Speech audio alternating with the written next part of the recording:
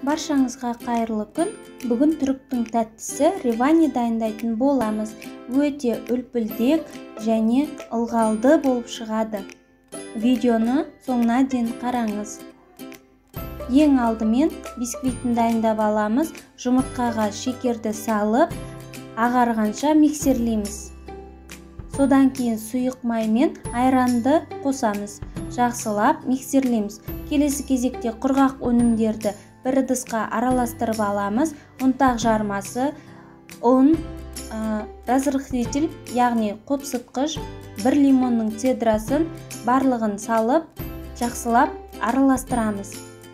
Енді осы құрғақ өнімдерді сұйық массаға қосып, тағы да жақсылап миксерлейміз.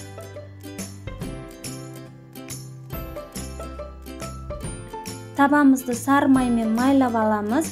Содан соң дайын болған қамырымызды құйып, қызып тұрған пеште 180 градуста 30-35 минут пісіреміз. Келесі кезекте түріктің шәрбәтін дайындаймыз. Ол үшін суға қантты салып, ерігенше араластырамыз.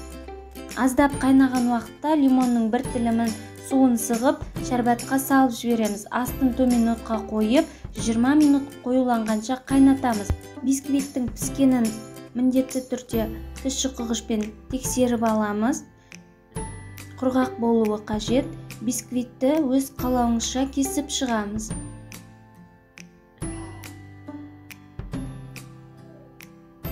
Шәрбәтті үстінен құю үшін бисквит толықтай суыған болуы қажет.